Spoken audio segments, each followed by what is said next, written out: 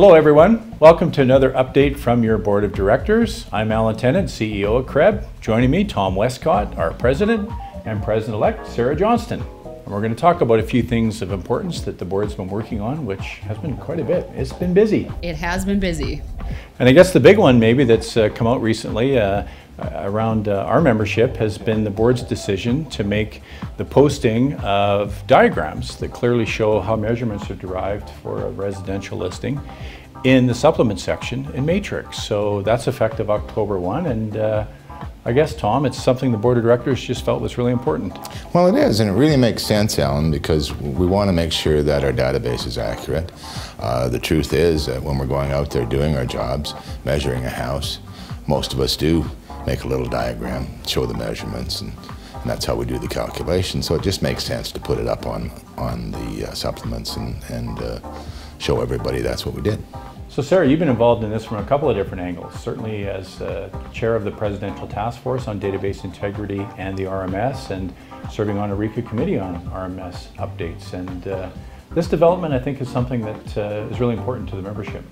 You know what, I really think that it is. Now, honestly, right now, RMS has been my life, for better or for worse. So I've been dealing with this for, the last year and a half. And at the end of the day, this is really just a natural progression. When we're out there measuring properties, whether we do it ourselves or we have a company do it for us, you naturally have to draw a diagram to ensure the accuracy of your product. Even if you've got a simple bungalow out there, you're drawing each side and making sure that you don't miss any of the calculations. So this is the next step. And what we've noticed is that this can really, really help the accuracy. And when I say we, you're right, I was sitting on a task force at RECA with some public members out there. And this is something that's really driven by the public, therefore, the consumers and our clients. And so trying to understand where these measurements are coming from has been at the forefront, hence the natural progression to diagrams. Yeah, it has been a natural progression. And earlier in September at the Broker Summit, we went through some examples, I guess, of how our members are complying, a few groaners that demonstrated how they aren't. But by and large, it seems like many of our members get this, and this isn't a requirement that means they have to go hire a measurement company and so on. This is pretty rudimentary stuff, and it'll raise the bar. Well, and it's really just a base level of professional standards. It's not going to take you any more time to draw a little diagram, make sure that you've got the measurements on each side so that somebody else is able to verify those as well. And as of October 1, Tom, it's going to be required, but in fact, RECA's been enforcing on the requirement for a diagram anyway, so it was a bit of a passive-aggressive approach almost. Oh, they have, and this is not something new to have the diagram. If you have a problem, you better have the diagram to show that you've done the work. Exactly. So we're just helping the members, by reminding them they have to have that and having it up there in the supplements. Well, we asked RECA to maybe clear up the misconception about whether or not they were actually enforcing on this, and their reaction was, well, this is something boards could do or brokerages could establish a policy that requires this. Right, which is great to pass it off to us to do that. However, if you do get in trouble with RECA and your diagrams or your measurements come into question, they are looking for a diagram. So their standard and their history of enforcement goes back to the diagram. So it's already there, although they're now saying that it's up to the boards to enforce. Bingo. So, in essence, we're trying to protect the members with this requirement, and as of October 1, this is going to be enforced. But in the meantime, we're still hopeful that RECA does include this clarity in their enforcement regime. But I think the important part, Alan, that we want to remind the members that as of October 1, it's enforced, but that is when you list something October 1st and later. We're not going to go back and make everybody's active listing load the diagrams right now. That's right, it won't be retroactive. Yeah. But it's a good idea to clean it up. Oh, it would be. Yep. Yeah, oh, I know we're going to get the question. Absolutely. Well, speaking of questions, there's been a lot of questions surrounding the announcement August 23rd that the Supreme Court was not going to hear TREB's appeal to the ongoing saga with the Competition Bureau, and in fact it was time for TREB to make some changes to how they handle virtual office websites. So this has been a very active file, and I know we've been very involved in trying to make sense of how this impacts us in Alberta. And to that end, we created an infographic that's on screen now that explains what is impacted by this decision, and in fact that it's just VOWs. And Tom, I think it's important that we did this, but maybe explain to the members why we were so concerned. Well, the reason we were so concerned was there was so much misinformation coming out. The minute that it was announced, you know, that the appeal had failed, everyone had an opinion as to what it meant. And so often those opinions had nothing to do with the actual facts. And there was just all sorts of information flowing around out there everywhere. You know, on Facebook, on the media, in offices, just everywhere. And it was so important to get the facts out there, because that's what we have to deal with, is here's what the facts are. Yeah. And it's really about taking the fear away from it. The decision has been made, and this is what we're going to do, and this is what it actually means for us. You know, our clients are coming up to us and they're asking all of these questions, and the public has all of these questions. Guys, it's not rocket science. We can clearly explain the changes that are being made.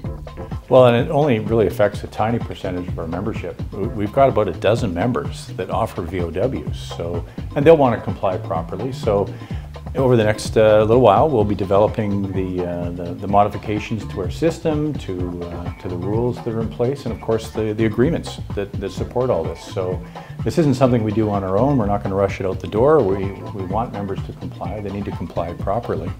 And it'll just take some time to make sure we've got the right advice. We've drawn on AREA to assist us with an interpretation of the Personal Information Protection Act, which is Alberta legislation on privacy that is unique to our situation. So we're looking forward to pushing more information out to the members much sooner than later. So they said yes.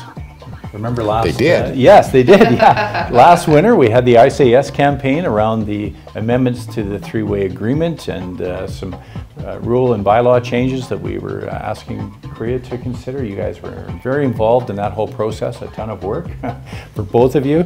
And so I guess now that it's happened, that those bylaw amendments were approved last spring, has any good come of this? What do you think, Sarah? What our hope is that all three levels of real estate are really stronger and able to work together better. Figure out who does what and how that works and how that impacts everybody, so that we can have a good working relationship moving forward. I think we can really see that is what's happening if you look at the work it's created for you and I over the last few months. I mean, you're involved with the area governance review, and I'm involved in the Alberta 1 MLS project. And what's happened is we're seeing the levels working together cooperatively. Sometimes it takes going to that level of I say yes to ensure this cooperation moving forward. Absolutely. And that's what's happened is we're working for the betterment of the member out there on the street. Mm-hmm. True. Well, and from my perspective too, my colleagues in the province have banded together to start talking more openly about a way to come up with a rules enforcement process that's consistent province-wide. Because right now, only us in Edmonton actually properly enforce rules, and the other boards are eager to participate in the resources and the processes that we've created. So again, it's clear we're interdependent, and now we're more collaborative, and I think it's a good indicator. But really at the end of the day, and that's what's happening, is what's important is that the consumer out there gets one experience across the province, not just the membership. Well, and that's the point, I think, because a minute ago you mentioned Alberta 1 MLS and that project, and this is something the members are maybe hearing about for the first time, except many of you have been demanding it for decades. Why isn't there one MLS system in the province? And that work has been really exciting, and I think we're very close to getting to where we'll be able to talk about it more openly. But this is a good example of how an Alberta real estate consumer moving from one corner of the province to another shouldn't have an experience that feels like they're in a completely different time zone, basically. Absolutely. Yeah. I think this is a perfect example that had we not gone to that vote, perhaps we wouldn't have ended up where we are right now. And guys, it is so exciting moving forward to see all of the different things that we can do and the ways that we can interact and really work together on these projects. Yeah, well, it takes a courageous conversation to get it started, and we've been happy to do that. And I guess speaking of courageous conversations, we're going to have a town hall on October 4th, which will lead us into maybe talking a bit about a few upcoming events. So that'll be interesting. We've posted the agenda for that, and there's some topics we're going to cover, but the most important part is the open forum discussion where members can bring things they're concerned about. And a quick comment, I guess, we do get questions every time, are we doing this online? And the answer is no. The only dual event that we do online is the AGM because it is quite structured. And the town hall in person is completely different than a virtual town hall. So if you come to the town hall, if you've registered on October 4th, great. And but don't be concerned, we'll be having other opportunities, probably setting up a virtual town hall or two in the future so we can cover off anything that's of interest to the members. Okay, and another important date, Alan, is that nominations open on October 18th for the board election. And then the launch of voting day is on November 8th at Creb. Yeah, we're having kind of a fun event here too. It's always good to get members engaged. Last year was our first year having a voting day event. That's right, and this year it is going to be bigger and better. There will be wine, so I expect a lot more votes to be cast. Well, I think everyone should come down and talk to the candidates. Well, they can do that too. Absolutely. It's always good to talk about leadership. And of course, we have our holiday luncheon coming up on December 13th, and that'll be a ton of fun as usual, so watch for information on that. And we're only 1 or 2 lost bets away for having Tom dress up like Santa Claus this year. Really? And that's what we call being voluntold. So thank you for tuning in, and stay busy out there.